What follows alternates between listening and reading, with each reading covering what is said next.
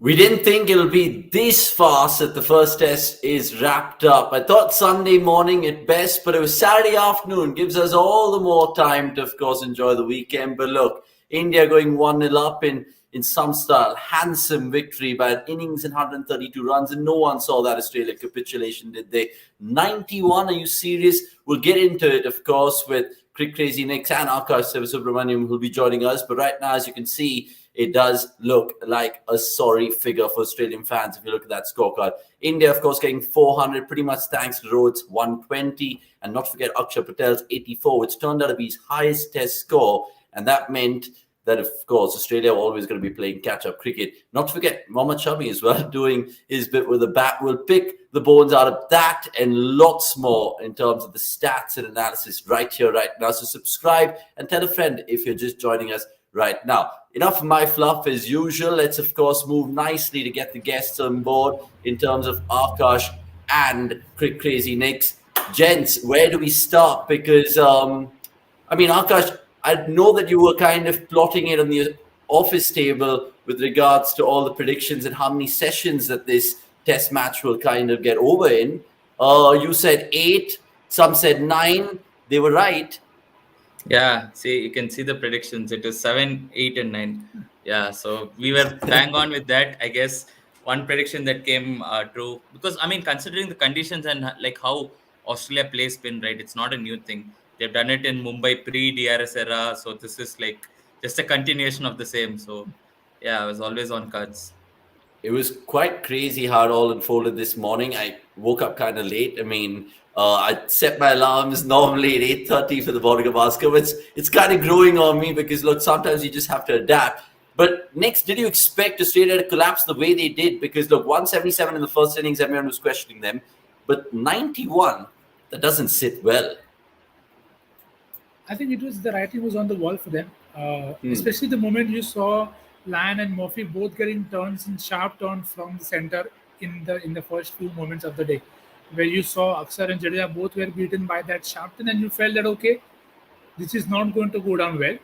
And the thing with Australia and the most of the teams that tour here is you need to have a very set plan, and that plan has to be to disturb the rhythm of the bowler. As of now, we've seen none of that apart from Smith, who's again only reacting as of now. So I'm sure in the coming test we'll see a lot more of improvisation in terms of what all do they try. Like remember Jack Callis and Hashim Amla just going outside off completely and trying to negate that thing. But it was a different deck then, and now Jadeja and Ashwin are far better skilled in terms of what they give you. So there was no breathing space, and in subcontinent it happens. When things don't happen, they don't happen, and when they happen, you get all out in a session. So it's not something new. It's happened in the past. It'll continue to happen, and that is what I think India avoided very well in the first innings. They never allowed Australia to take 2 wickets in a row to have any kind of rhythm, something which Australia were guilty of. Yeah, I just noticed that India's partnerships were always something there and thereabouts. Even though there was some short stays at the crease, there was never, like Nick said, back-to-back wickets. We'll take all the questions from the fans, of course, in due course. And don't worry, Subodh, we have all your questions to take because he goes on to say, please take my questions this time around. Akash, from an Australian perspective, those inevitable changes are already there. What do you kind of envisage them doing for the Delhi test? I know there is Hazelwood, Stark, Travis Head, Cameron Green. How can they fit all of them in? What would you do if you're Australia right now? More than anything, I would pray at this point because I don't think it's going to get any better in Delhi. Because Delhi, Yeah. I feel, is going to turn as much as it turned here. And considering options, Australia don't really have a lot of alternatives. Maybe see getting Travis Head is a good option because his bowling would have been very valuable on this surface because he's not someone who's a very top spinner, right? He's someone with a very side spin, and that in Indian conditions kind of get a lot of turn. You've seen Ashwin get a lot of turn with that slightly tweaked action of his. So I think that's one change. Cameron Green, if fit, he'll definitely play. But we are still not sure if he's fit for it. And see, Stark or Hazelwood, only one can play. I don't think both can play. And if that's the case, I would rather play Stark because Stark is not just a left-hander, a left-arm pacer, and all of that, but he gives that rough outside off stump and all of that. He helps off spinners basically. Don't know if he'll help Ashwin also, but I'm saying like he's got to help off spinners. So that's what I would be looking at. But more than anything, I just see in India you can only come prepared to a certain extent, I think. But after that, you just have to play the odds and play the conditions. I mean, it's not a plugin, but like you have to play the odds. So that's where I think Australia failed, because they were completely in the second innings. They're just like praying for.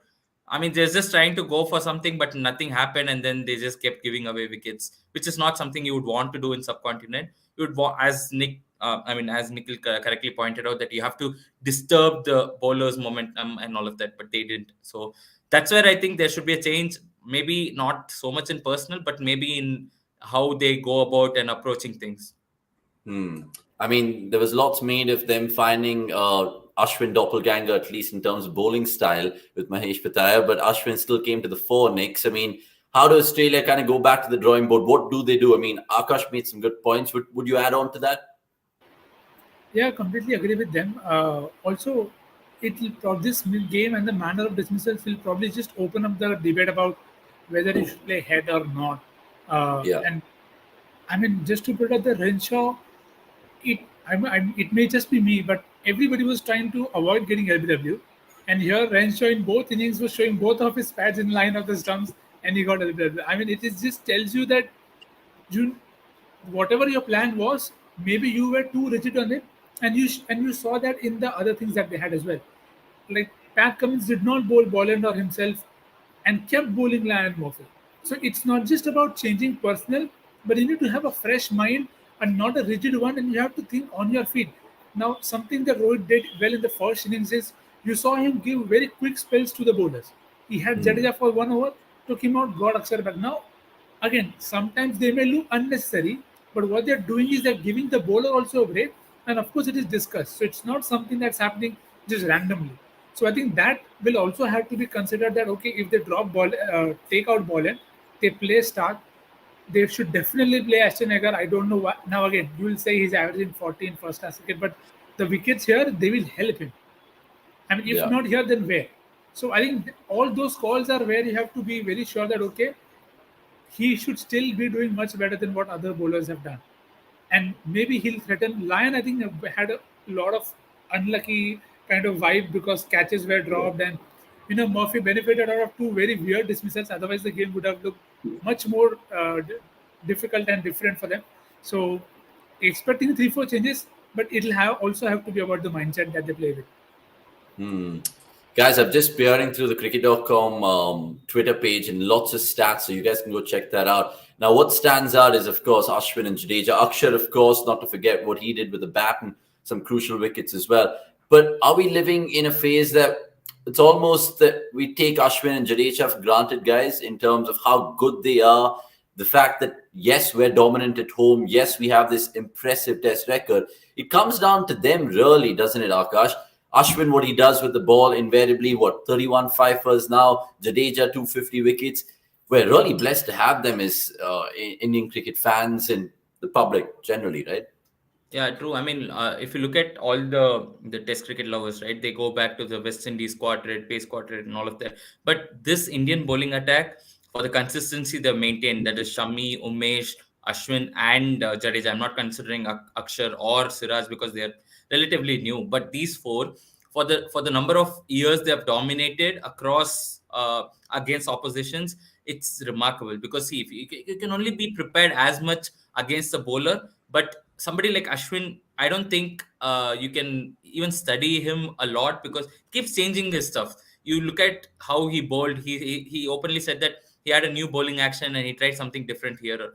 So you can only be prepared for Ashwin as much as you can be, but he's going to be always out of syllabus. Even with the bat, you think that okay, if he actually did watch it very, like closely and carefully, Ashwin had a very good stance, a very crouch stance that actually negated a lot of low bounce and all of that. So I think that's something that sets Ashwin apart from others because he's a cricketer who always is thinking and is always on his feet, right? So that's where I think Steve Smith did something similar for Australia.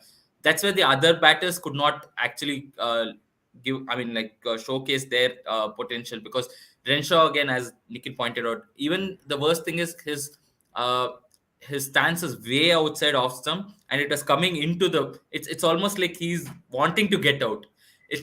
I didn't understand the purpose of how he did all of that. And sorry, just one more point again, to add to the stubbornness. I think both the off spinners coming from around the wicket is something that I could not understand the longest time. When there was purchase outside off stump, just try. I mean, Lion is somebody who can straighten the ball, right? You try bowling outside off stump, straight in the ball, you can get an edge to the first slip. That's something he didn't do.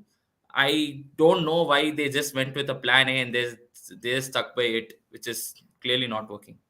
I love how I asked Akash the question about Akshar, and Ashwin and Jadeja, and he talks about the Australian spinners who've not thrived in this pitch, and it just reflects, honestly, just from a cricket perspective, how the Australian spinners didn't come to the fore, and you expect that from Australia to at least not throw in the towel with the bat and with the ball as well. Nick, so we'll take some questions from the fans right now. K Singh going on to say we're unbeatable at home, who's going to beat us? And Pranav Anand also going on to say, Iyer, if fit comes back for Sky, Gill for Rahul, I would play Murphy in place of Lyon. You expect more from him in third tour now. Murphy adapted so well. He's Ashwin's brain inside Lyon's body. Let's take the first part of that question, Nick. Iyer is fit. It comes back for Sky, Gill for Rahul, or do you think India will not change anything going into Delhi? I think one more game is a fair play for both Sky. I don't think Rahul is going anywhere.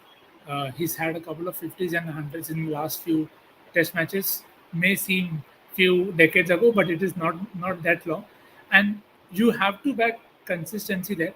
Of Yeah. course, and the thing is, if you played Sky only for one game, I don't know how it's going to come out as okay. If you're too impatient, you probably need to give him another game and then probably take a call. So that is the only place where I'm like not sure how the management is going to look at it. Otherwise, it's a straight swap. I think Shreyas has done much more and good enough to be continued to be back. So unless the communication was not clear, then maybe you can have another game for Sky at that position. And I think Gill has to wait. I don't see there is any other way for him as of now. And I think that's the only change. There was another question about can you play four spinners? The way Siraj was used, if Delhi is going to turn low bounce, who knows? Yeah, we'll take on from Nitin, and those are good Yeah. points mentioned by Nikhil over there. You think India could play an extra batter in place of Asima, Akash? Just quickly on this. No, why would you play extra batter? It's kind of assured that Indian all-rounders are better batters than the entire Australian batting unit. So why would you want to do that? You Even the just have Indian to. batting unit, sorry.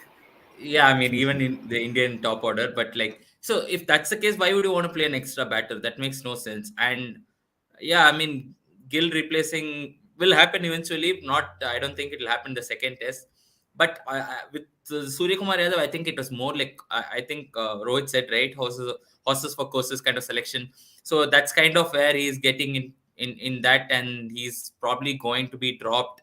Not dropped, but like he only played this because Zaire was unavailable. So it's not like he should get a long rope Yeah. because of that. Okay. Subodh Chavan going on to say your thoughts on Venkatesh Prasad's tweet, guys. High time to move on from KL Rahul. I think Vikram Rathore also came out in the press conference yesterday after day 2 and said we've not even thought about that. He went on and backed some stats saying he's got a couple of 50s and centuries in his last 10 innings. Do you think they're actually looking at data for KL Rahul, or do you think it's again reputation and the fact that they've invested in the guy so much that they're like, you know what, he has to do something really seriously bad to kind of be dropped right now, Nix? Yeah, what's also need to be considered is how he's been used and where he has been used, what he has been told, what he has been asked to do, and he's done that fairly well. He's adapted to different challenges that has thrown at him. He was not supposed to open, then he's opened, he's played in the middle order, then he's told to open. So all of that does play with the player's confidence as well. And again, if you're telling somebody to do multiple roles, you are obviously rating him very highly to be able to pull them off very well. So I think in that regards, it's also done well. In England, he did decently well there. So it's not a thing that he can't do it. Now, hopefully, the message is very clear that, and the backing is obviously there, that this is your spot. Keep it. We give you this many games, and you do your work. That's all. I think apart from that, you can't ask too much of him. I mean, in terms of consistency from the management. So now it's up to KL to really get into a good rhythm first, and then get a good score, because I'm sure it is around. It is just about him caging himself at sometimes, I feel. Okay. Akash, do you agree with that? Because KL, what is the messaging that the team's giving him right now, at least in the longest format? We know that he's vice captain pretty much across formats, but is there a little bit of a longer rope because KL is KL and all the things that he brings with him? Yeah, I think there is kind of a longer rope, and if you look at how Vikram Rathore has gone on to defend him, it actually feels like there is a longer rope. And if you look at, it's not just this, right? He's played in tough conditions, so you should also count that as a point. He's played well in South Africa. He's played well in England, and these two conditions, none of our batters really stepped up apart from him. I mean, like Rohit did step up when he was available, but apart from him, nobody stepped up. So you can't really say that he's failed. True that he's in the home season that he didn't have a good run. Maybe it's down to more of his confidence not being at the top of the mark, because his T20I game is not good, and then there was a lot of talks about that. Again, a lot of chatter on his place. Maybe it would be good for Rahul if he gives up on one format and says that I don't want to play T20Is because India have found somebody. I just want to play Test and ODIs. Maybe the clarity of thought there, or the clarity of role there, would actually help him more than just being mingled in this, like, oh, I'm going to be a three format player, which is not something that a lot of players can say, right? So it's not something that he should be looking at. He should just be looking at what are my best formats. And at this point, I think ODI is his best format and Test is his second best format. So he has to play, and eventually maybe it will come out good. If it doesn't come out good, either way, Gill is prepared. So it's not like a lose-lose situation for India. They already have a backup ready.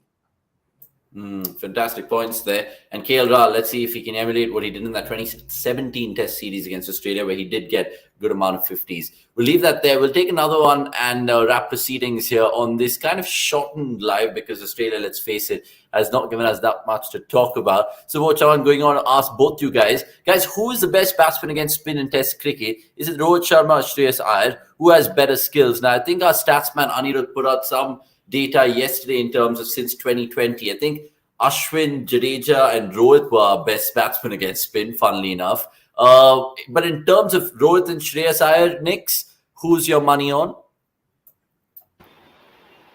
Pretty interesting and tricky one to take a complete call on. Yeah. Because you see the roles that they play. Shreyas is somebody who's always on the charge, on the attack, wanting to not let the bowler settle, while Rohit doesn't mind that. And he still looks for the scoring opportunities whenever they are there. So I don't say I'll rate one more than the other. It's a very tricky call. It's just at that point of time, if you want somebody to do the role that they are doing, I think they both are doing at a decent clip as well. And good bowling will trouble anyone. I mean, so that is not going to be like both of them don't have a glaring kind of thing that okay, this is something that will trouble both of them. Of course, leg spin will trouble Shreyas if he doesn't get it right or wants to over attack. And same is the case with off spin with Rohit, which is also happened in the shorter formats of the game. So again, the requirements are different, but I think in the longer format, I don't think I'll probably pick one of the two. I think both are good. Yeah, both are good. Maybe some fans would also say the common factor there is that they grew up in the Maidans of Mumbai, pretty much playing in those surfaces, which maybe kind of has aided their game going forward. Just to finish, guys, because I just want to nitpick right now, even though India have smashed Australia in terms of this first test.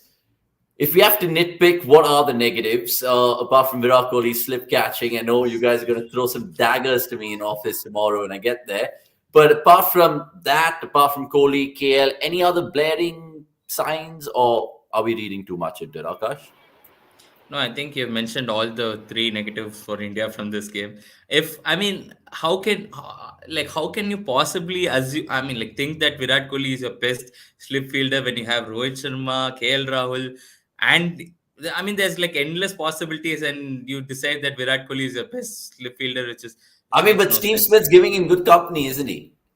Yeah, Smith wanted to emulate Kohli, so he's doing it in the right possible manner. But both are dropping catches for fun. It's like ridiculous to watch them. Imagine being a spinner. This is like the easiest catches you'll get, and then they're dropping that. So it's like terrible. I mean, Yeah. Kohli should take a page out of Dravid's book. I mean, will that be a serious chat though? All the jokes apart, Nix. I mean, in terms of re-strategizing their slip cordon and their first slipper now that Rahane is gone. I think they'll probably still back Kohli, which is fine. But I think there are enough signs that there is work that is to be done. And again, it is something, of course, not a technical expert or somebody who can say that okay, this is what you should do. But there are things that the former players have pointed out about how Kohli has not always been in the position to take those catches as opposed to a normal, regular, safe slip catcher. So I think those will be the things that I'm sure both Virat and Rahul and the others will definitely, because Rahul Dravid is the best guy to work with in that sense. Yeah. Enough experience there. So that, and I think just to highlight one more thing, very minute, but a lot of no balls, which is I think something that is definitely controllable. And in this series, you wouldn't want to get Smith or Manas out of no ball and then hold your heads for the next few days if they bat that big whenever they do. So I think no balls in that sense, and something with the catching, and also Akshar Patel I felt was not quite in the best of the rhythm. I don't think he bowled too much in any which ways to get into that kind of rhythm. So I think those like Akshar and Siraj both had a very okay sideline kind of game with the ball, that is, and yes, Hmm. good for runs with the bat. So I think overall just those few things to fine tune. Okay. Guys, Vasan Narayan's coming with a late comment here, and I can't leave them hanging in the comments. And we apparently my producer's telling me that we have another about 6 minutes to go. So let's take as many as we can. Now he says India's batting is circumspect against left arm spin, barring Rohit. Others weren't great in Test cricket. So I believe this series is more of who can bowl out respective teams cheaply. Having said that, Akash, do you think Australia would now bring in Agar much more? Or would they not make a knee-jerk reaction just as yet? No, the question is if they do bring in Agar, right, who will they replace? So you can't Right. replace Murphy and you can't replace Lyon because Lyon obviously had a very mixed bag kind of a performance. But when Lyon is on a roll, you can be assured that that one over is going to be full of pressure, right? With Agar, can you get it? You won't. Even in Sydney and in home conditions where he's played a lot of cricket. He couldn't really do well with the ball. So that's where the question is: can he build pressure? We saw that Murphy could actually build pressure from his end, and he's going to improve. He's going to improve massively as time goes by. So in that case, who would you replace? Because I can't see a place there.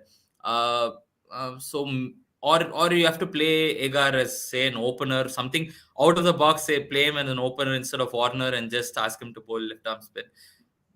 I don't know. That's the only other way you can fit in him. And just drop Warner. There's no reason Yeah, to pick because him. it's a catch-22 situation, isn't it, Nick? Because they've gone in with two off spinners in terms of Todd Murphy and Nathan Lyon. Nathan Lyon didn't have the best of games, but he's a world-class spinner. Todd Murphy, you can't drop him because he's got a 7 for. And you need someone who can turn the ball away, which is Ashton Agar / Swepson. So how are they going to kind of do that selection? It just comes back and makes me think even more because they have to really think about their best team with Hazelwood and Stark as well coming back. Yeah, truly. But as Akash rightly said, you're not going to see both of them play. So it's probably going to be one of them that plays. And Yeah. there also again it's going to be a call that how much of the bowling is going to happen with them. So I'm not saying it is possible that Stark Hazelwood both are fit and you don't pick them and you pick Estenega. But if the conditions are such that you don't think they will be used as much, then maybe you have to take a punt because Cummins is not going to drop himself. So you don't have much other options there because I definitely see Renshaw going out for Yeah. somebody like Travis Head, which is a straight shot. Now Yeah. the call that you have to take is: do you still back Peter Hanscom? Do you think you can take the risk that okay, I drop Peter With Hanscom, green bowls, wouldn't play you obviously get green for Hanscom? again? So with Green again, you have to be very. I would rather get an Ace maybe there in place of Peter Hanscom. Just Okay. lengthens the bowling option that you want to have. The left arm spin is covered, and then you can replace Bolan with one of Stark or Hazelwood. So that way Okay. you just have more variety. Of course, Peter Hanscom is a much different and composition in a unit as compared to even a Cam Green or an Estenega. So that is something that they'll have to figure out because there is no other way to fit in them because yeah, Cummins can't go. Yeah, I mean that's something that will definitely be spoken about in the next 3-4 days or so. We'll take a couple more comments, but before we get to the next comment and ask Akash about Subodh Chavan's comment about Lion versus Ashwin and that debate. Before that, it's the play the odds feature that we want to promote right here, right now on this day 3 review. And I'm talking about the brand new feature that cricket.com has to offer in terms of all you lovely people out there to predict and, of course, beat the machine. Here's what I mean. Check out cricket.com's brand new feature on our app called Play the Odds. Test your cricket knowledge by making predictions on match events. Not just that, come back to check the results and see your earnings. Maintain your streak by playing on consecutive featured match days. If you think you can, of course, beat this, check out the rulebook to be assured by the formalities of this game. Anyway, check out this feature and we'll be back to the show right now. Yeah, lots of work which still needs to go into that video, like we keep saying. But look, nonetheless, it's a fantastic feature. Now, this is a good question. Lion versus Ashwin debate when shattered Ashwin's complete package, good with the ball and a decent batsman. Was there a debate ever? I know like the two best off spinners we've seen in the last 10, 15 years, but surely Ashwin's winning that, Akash. And there's no Tamil Nadu bias here with you, I hope. Yeah, I mean, if I support Lion, you'd say Australia bias. If I say Ashwin, you'd say Tamil Nadu bias. So I'm anyway biased. So let me be biased to my city man and my area man, Ravichandran Ashwin. See, the thing with Ravichandran Ashwin is the reason why he's going to be. I don't see it. I'm not saying just in this debate, but I see him as potentially an all-time great for India in Test because he's evolved himself over the years. It's not Ashwin just as a package, even as a unit. If you look at it, like as a bowler, he's improved himself. He's had phases where he's bowled a lot of variations, and then he's returned back to his top deliveries. Then he's played around with the crease, played around with the angle. He's like a mad scientist working in a lab. He just goes every day to that lab, I guess, and just watch him bowl 30 overs, 40 overs, and be like, "Oh, not right. Maybe I should bowl this action. Maybe I should do that."